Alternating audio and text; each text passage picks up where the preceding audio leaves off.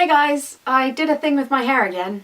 The undercut temptation was too much, and I can never stay away from the bleach for very long.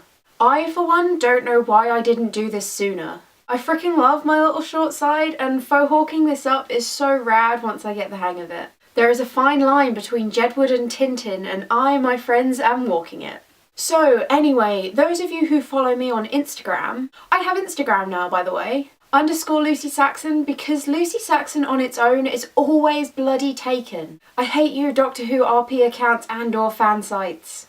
I'm just kidding, I love you. Anyway, yeah, those of you who follow me on Instagram will have noticed that my book a day for a month challenge didn't go quite as planned. Turns out trying to do that in what is quite possibly one of the busiest months of the year for me was a really stupid idea. I managed 10 days. 3 cosplays on the go because I am an idiot who doesn't know the meaning of the words reasonable workload, plus trying to get final copy edits done for The Almost King as we're kinda later than planned on this one. Plus book 3 is due at the end of the month and is about 15,000 words too long at the moment. Plus my birthday happened and I've been organising ranch stuff and doing author things, and basically it became harder than I anticipated to find 3 or 4 hours a day in which to read. What I can do, however, is give short reviews of the 10 books I did read this month. The original plan was to do this after finishing each book as the month went along, but as I was usually finishing those books around midnight, that wasn't really viable. And before I could get free time to fill my backlog, I cut my hair, and that would make it really obvious that I did not film on a day-to-day basis. So I scrapped that, and here I am. The first book on the list was Dangerous by Shannon Hale. I really enjoyed this one, guys. It's basically 5 kids go to space camp and get superpowers of alien origin. Plus the main character is a super awesome disabled Latina girl, so yay for diverse books. Definitely recommend it.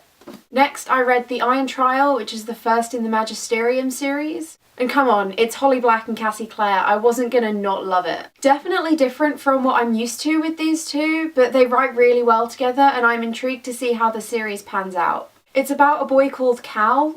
Cal? I don't know, I call him Cal. Who has been brought up to believe that the Magisterium is horrible and dangerous and they kill people and destroy families and he should do everything he can to fail the entry test. But, spoiler alert, he gets in anyway and is surprised to find himself actually enjoying it. I won't say what I love most about it because it's kind of a massive spoiler, but the character dynamic is very different to your average fantasy book and it's really great. After that came The Slow Regard of Silent Things, and oh my god, Patrick Rothfuss, I never expected to feel so many emotions about a freaking broken gear and a bar of soap. This book might not be for everyone.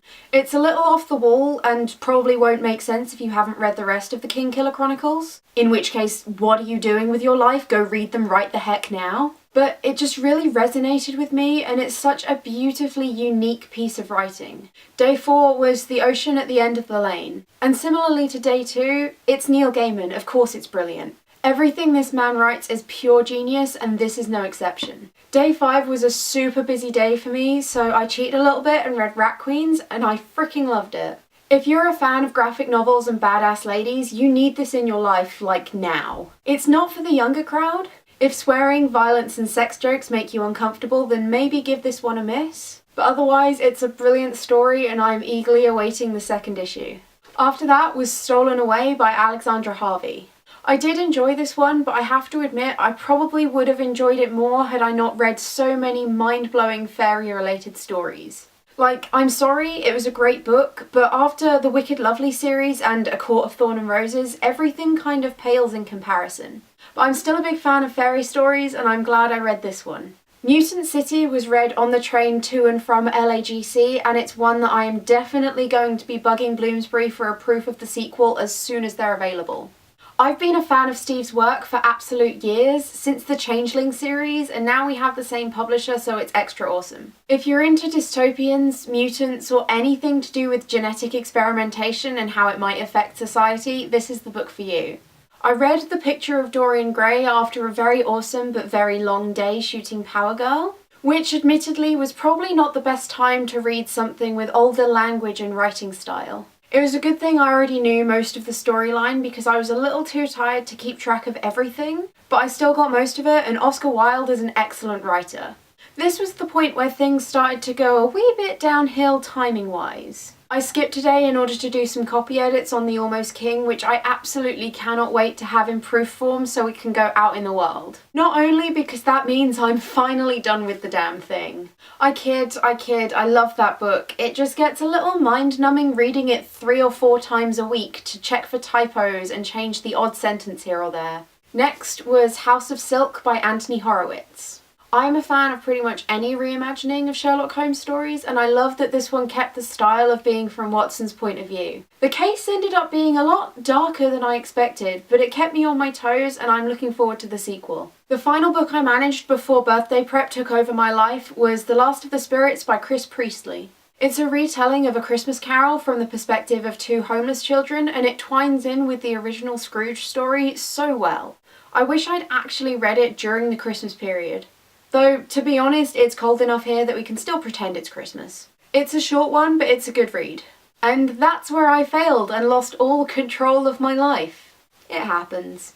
But I'm still going to try and read a lot, and I'll be posting about that on Instagram, along with cosplay progress, random selfies, and probably a lot of photos of Luna being the derpiest pup of all time. Oh, speaking of, I have video of her first ever snow day that I still need to colour correct and edit together, but it's pretty cute, so keep an eye out for that. I need to go get my life back on track, but cosplayer of the week is Baka Cosplay. Matt is a giant uber dork, but I guess his cosplays are okay or whatever sometimes. No, seriously, his work is great and you should definitely give him a follow. Link, as usual, is down below. And I'll see you when I see you. Bye!